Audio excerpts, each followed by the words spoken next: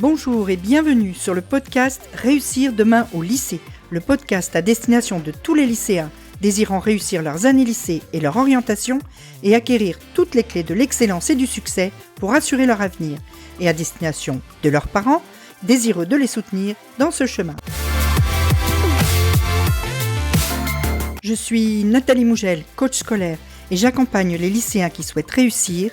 Je les aide à obtenir les résultats qu'ils méritent et l'orientation qui leur correspond vraiment, en apprenant à mieux se connaître dans leur fonctionnement d'élève et leur désir d'adulte en devenir, et en mettant en place des méthodes personnalisées afin qu'ils puissent sereinement envisager un avenir plein de sens et d'abondance. Bonjour, on se retrouve pour un épisode purement audio et purement solo sur une question qui est un peu d'actualité et qui est celle de la performance à l'oral. Comment tu peux faire pour performer à l'oral ? En ce moment, les oraux pleuvent dru, si je puis dire, entre les oraux de sélection pour certaines formations, les oraux à la fac, le grand oral du bac, l'oral du bac de français pour les premières, l'oral du brevet pour les troisièmes, bref. Tout le monde est un petit peu dans une période où on prépare une épreuve orale. Alors juste avant de rentrer dans le vif du sujet, j'ai deux petites choses à te dire. La première, c'est d'abord que je veux te remercier d'être là, parce que c'est pour toi que je fais ça, et que donc le fait que tu sois là, ça me fait plaisir, et j'espère que je t'apporte de la valeur. Si c'est le cas, tu peux me laisser 5 étoiles, ce serait vraiment top. Et puis, la deuxième chose, c'est que on m'a dit ces derniers temps, plusieurs fois, que je donnais beaucoup de conseils, tout ça. Oui, je donne beaucoup de conseils, mais je donne beaucoup de conseils juste pour que chacun puisse trouver ce dont il a besoin. Évidemment que tu ne dois pas faire tout ce que je dis. Je ne suis pas un gourou. Je donne plein de conseils, tu prends ceux qui te vont, ceux qui te concernent, ceux qui vont t'aider, et puis les autres, tu les laisses, ça ne me dérange pas. Ok ? Donc, on est parti. Performer à l'oral. On va commencer par la situation où tu as un temps de préparation avant ta prestation. Il y a une grande partie des oraux dont j'ai parlé tout à l'heure, l'oral de français, le grand oral du bac, etc., où tu as une période de 15, 20, 30 minutes de préparation juste avant de présenter ta performance orale. Donc, comment tu vas gérer ce temps de préparation ? C'est très important de bien le gérer justement parce que ça va conditionner une bonne part de ta réussite ensuite au moment de l'oral proprement dit. Alors, on va commencer par une évidence. Mieux tu as appris avant, plus tu vas gagner de temps et plus tu vas pouvoir optimiser ce temps de préparation. C'est-à-dire que c'est pas parce que tu as un temps de préparation que ça doit te dispenser d'apprendre et que tu te dis « Oh, je verrai bien au moment où j'aurai les docs, je trouverai bien un truc à dire. » Non, pour le temps de préparation en général est quand même suffisamment court pour avoir besoin d'être dense. Donc pour ça, il faut que tu aies appris ton cours avant. Ça paraît être une évidence, mais bon, il y a des choses qui vont encore mieux quand on les dit. Donc je pose ça là, tu en fais ce que tu veux, mais ça c'est un vrai conseil qui vaut pour tous. Apprends avant d'aller à l'épreuve. La deuxième chose, c'est de commencer par prendre quelques minutes pour bien étudier ton sujet. Ne démarre pas trop vite. Si c'est un sujet avec des documents, si c'est un sujet sur un texte, etc., si c'est une question précise, bref, cerne bien ce qui t'est demandé. Pour pas partir tout de suite sur un truc et après t'es hors sujet, ce serait vraiment dommage parce qu'en plus à l'oral, il n'y a vraiment pas beaucoup de chances de se rattraper quand on a mal compris le sujet.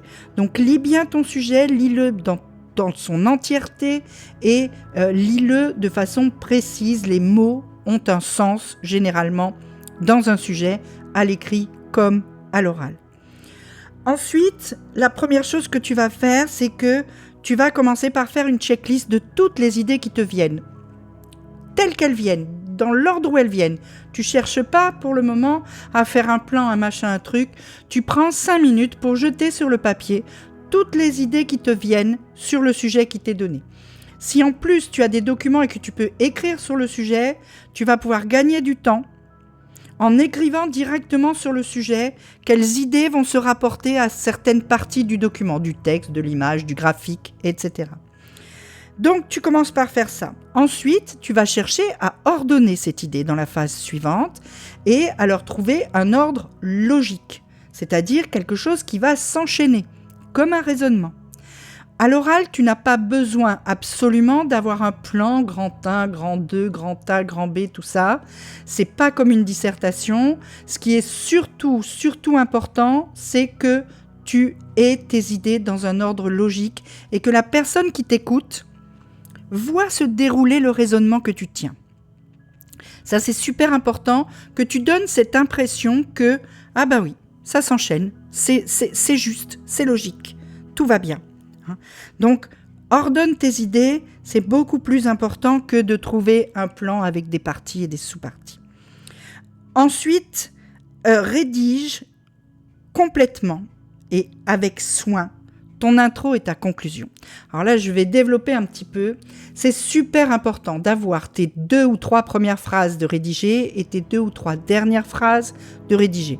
Alors, ceux qui me connaissent un petit peu et depuis un certain temps, ils ont sûrement déjà entendu ça, mais c'est quelque chose de primordial. Je vais t'expliquer pourquoi. Ces 2 premières phrases et ces 2 dernières phrases, tu les rédiges pour toi, mais aussi pour la personne qui t'écoute. Pour toi, c'est quelque chose qui va te permettre de te mettre en route, de démarrer le truc et de démarrer sur quelque chose qui est bien fait, bien ficelé, bien rédigé. Vas-y. Du coup, déjà, tu t'évites qu'est-ce que je dis en premier ? Le bégaiement du début, la mauvaise phrase qui démarre mal, tout ça. Et du coup, tu te mets en confiance. Tu as bien démarré. Ça commence bien. Je suis bon. Je suis performant, performante. Et donc, tu es sur une bonne lancée pour la suite qui n'est pas rédigée sur ton brouillon parce que forcément, pendant le temps de préparation, tu n'auras pas le temps de tout rédiger. Donc, tu te mets en confiance, tu te donnes une grande bouffée d'air là qui te fait te dire « ça va bien se passer ». C'est très très important pour la suite pour toi. Pour les examinateurs, il faut que tu te mettes à leur place un petit peu. Ces profs qui sont là en face de toi, il est possible qu'en fait, ils soient là pour toute la journée, voire pour 2 ou 3 jours d'affilée, et qu'ils interrogent 8, 10 élèves le matin, 8 ou 10 élèves l'après-midi. On ne peut pas, même un prof, moi je te le dis, on ne peut pas rester concentré pendant 8 heures d'affilée comme ça n'est pas possible. Il faut qu'à un moment donné, on ait un petit peu de relâchement. Et bien quand on entend un élève qui démarre bien, quand on a un élève on a l'impression que ça va rouler là, ce début est nickel. Et bien on se dit, peut-être que là je vais pouvoir descendre un peu le niveau de concentration et me reposer un petit peu. Et du coup, les profs vont être pas vraiment moins attentifs, mais moins au taquet sur tes erreurs par la suite. Et ça, c'est super important.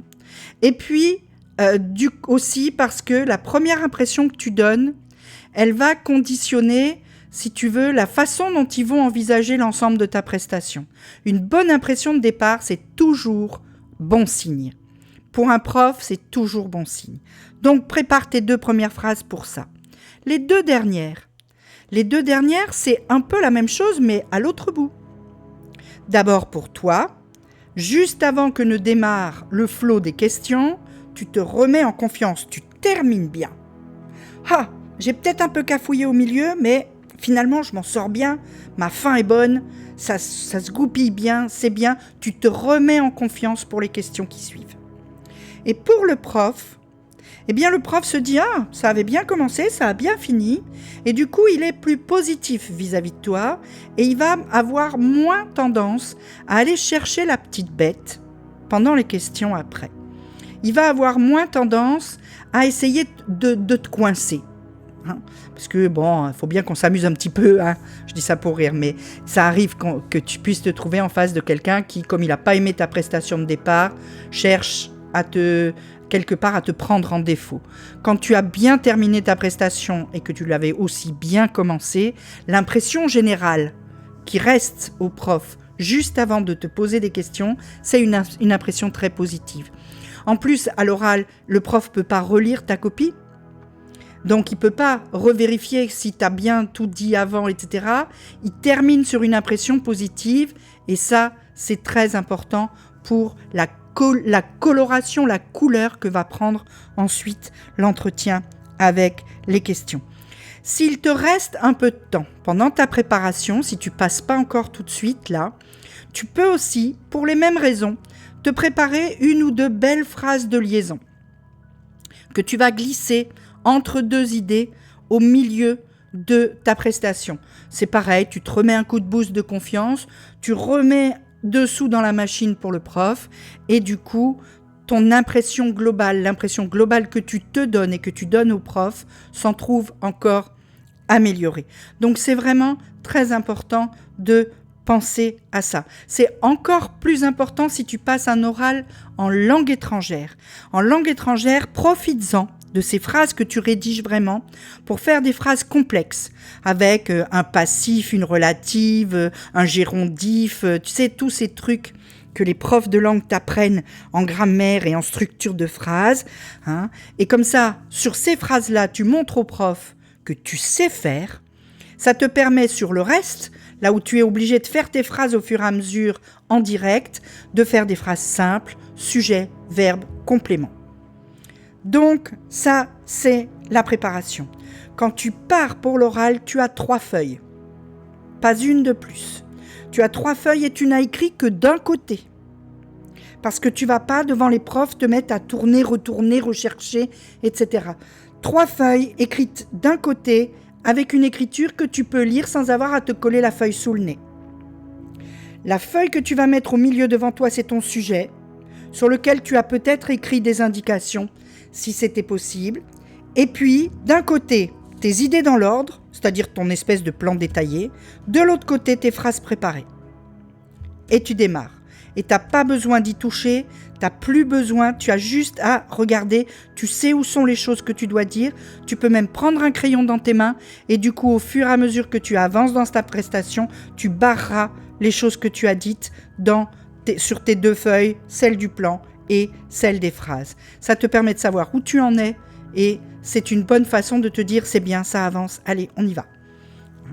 On passe maintenant à la prestation orale proprement dite. Comment ça se passe? Comment tu peux au mieux gérer la prestation orale? Là, on va aussi commencer par une évidence. Arrive en souriant et sois poli. C'est toujours pareil, il faut faire bonne impression, c'est comme ça. Un oral, c'est des rapports humains, c'est pas comme un écrit où le prof va se retrouver face à une copie qui n'a pas d'âme, qui n'a pas de corps. Là, un oral, c'est 2 personnes face à face. Il ne faut pas que tu l'oublies. De la même façon, pour la même raison, tu vas regarder le prof qui t'interroge en face. Tu ne vas pas regarder tes pieds, tu ne vas pas regarder tes ongles, tu ne vas pas regarder le fond de la classe et le mur. Non, tu regardes le prof. Et s'il y a 2 profs qui t'interrogent, une fois tu regardes l'un, une fois tu regardes l'autre. Pas toujours le même, parce que l'autre, il va se dire « Qu'est-ce que j'ai là je sens le gaz, j'ai un bouton sur le nez. » Donc, non. Tu regardes la personne à qui tu parles. Quand c'est un prof qui te pose une question, tu regardes ce prof qui t'a posé la question quand tu réponds, etc. Tu établis un contact humain avec les gens qui t'interrogent. C'est super important. Ensuite, pendant ton exposé, module ta voix. Alors là, pour le grand oral, c'est assez facile parce que tu peux t'entraîner sur ton texte, sur ton exposé de 5 minutes. Tu t'entraînes devant ta glace, tu le fais à ta mère, tu le fais à ton père, à ton cousin, à ton frère, à tout le monde. Tu t'entraînes 25 fois s'il faut. Bon, j'exagère un petit peu, mais tu me connais. Mais si tu l'as fait 5 fois, c'est top. Franchement, sans exagérer. Donc, tu modules ta voix, tu mets du rythme, tu mets de l'intonation, tu mets du ton, tu fais des pauses, tu fais quelques petits silences, histoire de laisser à la personne qui t'écoute un peu d'émotion, mais aussi de mettre l'accent sur ce que tu dis et de permettre au prof, quand tu viens d'énoncer une idée forte, le temps d'intégrer ce que tu veux dire. Si tu parles trop vite, les profs ne vont pas avoir le temps d'intégrer ton raisonnement et vont avoir l'impression qu'il manque des bouts, que tu as sauté des étapes. Donc, fais des petits silences. Alors, tu laisses pas planer un silence de mort pendant 30 secondes, évidemment. Mais quand tu as terminé une idée forte, eh bien, tu baisses ton ton de voix et tu attends juste 2 ou 3 secondes que les choses s'impriment et que tu puisses ensuite redémarrer sur cette idée. Tu vois comment il faut faire ? C'est très important. Si tu te trompes maintenant, ça peut arriver, hein, tu vas peut-être te tromper. Et en plus, de la même façon que le prof ne peut pas revenir en arrière et relire ta copie, toi tu peux pas effacer non plus. Donc tu t'es trompé, ok, t'as buté sur un mot, ok, c'est pas grave, tu recommences. Tu t'excuses, tu te corriges avec un peu d'humour, si c'est possible, si ça s'y prête, si les gens en face de toi ont l'air un peu souriants. Et de toute façon, tu dis « Ah, excusez-moi, je me suis trompé. » Je recommence et tu refais ta phrase. Il n'y a pas de souci. Il ne faut pas que tu fasses ça à toutes les phrases, évidemment, ça devient gênant. Mais il n'y a pas de problème, tu peux refaire une phrase ou deux en admettant t'être trompé. En plus, s'auto-corriger, c'est quelque chose que les profs aiment beaucoup. Être capable de repérer ses propres erreurs pour les corriger ensuite, c'est quelque chose qui est loin de déplaire à un prof. Donc, profites-en, fais-le et fais-le sans t'énerver, sans te stresser. Tout va bien, ça n'est pas grave. Ok ? Fais attention à ton vocabulaire. C'est pas parce que c'est un oral que c'est une discussion avec tes potes. Tu dois avoir un vocabulaire d'un certain niveau et tu dois aussi être capable d'exposer tes idées avec les mots précis et justes que peut attendre un spécialiste du domaine dont tu parles. Pour ça, qu'est-ce qu'il faut que tu fasses ? En travaillant ta question, notamment pour le grand oral, en travaillant ta question pendant les semaines qui précèdent l'examen, tu vas lire plein de choses sur ton sujet, de façon à t'imprégner du vocabulaire, des phrases, des tournures de phrases, etc., des gens qui sont des spécialistes de la question dont tu vas parler. Et quand tu utilises véritablement un mot technique, tu dois être capable de le définir. Que tu le fasses dans tes 5 minutes ou que tu n'aies pas le temps, tu risques d'avoir la question après, notamment du prof dit candide, qui n'est donc pas spécialiste du domaine dont tu parles et qui peut avoir besoin d'une précision. Mais la question peut aussi venir du prof spécialiste, donc et une vraie bonne définition. Parce que les profs spécialistes, ça peut les intéresser de s'assurer que tu sais de quoi tu parles quand tu utilises ce mot-là. Donc fais très attention à tout ça. Quand tu te retrouves ensuite dans la séance de questions libres, il y a plusieurs choses que tu peux utiliser. La première chose, c'est quand on te pose une question dont tu connais bien la réponse, développe. Vas-y, tiens le crachoir, sois celui qui parle et développe, vas-y, fais plusieurs phrases, explique les conséquences, etc. C'est toi qui occupes le terrain. C'est très très important, d'abord parce que du coup, ça limite le nombre de questions possibles dans le temps imparti, puisque les profs ne peuvent pas rester 10 ans, ils ont quelqu'un d'autre qui vient derrière toi. Et puis, parce que ça donne l'impression que tu sais. Il n'y a rien de plus désagréable pour un prof qui fait passer des oraux que de se retrouver face à quelqu'un qui te répond par des mots et donc d'être celui qui parle le plus. Alors que c'est pas toi qui passe l'oral, toi t'es le prof, celui qui passe l'oral c'est l'élève et t'es tout seul à parler parce que tu poses une vraie question qui fait des phrases, etc. Puis lui il te dit oui, jaune, pas du tout. Enfin voilà, c'est pas possible. Donc réponds, développe. Chaque fois que tu sais la réponse, tu tires jusqu'au bout la ficelle de ce que tu sais. C'est très important. Et puis ensuite, quand on te pose une question et que tu ne sais pas, tu dis « je ne sais pas ». C'est beaucoup moins grave que de dire une grosse bêtise. En plus, quand tu dis une grosse bêtise, tu jettes le discrédit sur tout ce que tu as dit juste avant. Donc, quand tu ne sais pas, tu dis « je ne sais pas ». Évidemment, c'est gênant de dire « je ne sais pas » à 10 questions d'affilée. Tu n'as pas besoin que je te le dise pour t'en rendre compte. Mais si tu dis une fois, voire 2 fois « je ne sais pas », ça n'est pas si grave que ça. Et ça n'est pas pour autant que tu auras une mauvaise note. Donc, assume, dis « je ne sais pas » et on passe à autre chose. Voilà. Ok ? Ou bien si juste t'as pas compris la question, tu peux demander au professeur de reformuler. Ça, c'est possible. Si tu as l'impression que t'es pas certain de ce qu'on te demande, tu demandes au prof de reformuler. Ça n'est pas un souci. Tu le demandes juste poliment et en les regardant dans les yeux. Voilà, je crois qu'on a fait le tour des oraux. Si tu as des questions sur ces oraux, il n'y a pas de souci. Tu m'envoies un message, tu peux m'envoyer un message sur Instagram, tu peux m'envoyer un message sur ici en commentaire. Tu peux aussi t'inscrire à mes mails et du coup, tu auras accès à mon adresse mail et tu pourras m'envoyer un mail pour me poser des questions plus développées. Il n'y a pas de souci, je réponds à toutes les questions qui me sont posées. En attendant, prépare bien, travaille bien en amont. C'est le meilleur moyen d'avoir une bonne note. Et haut les cœurs, un peu d'ambition, vois grand.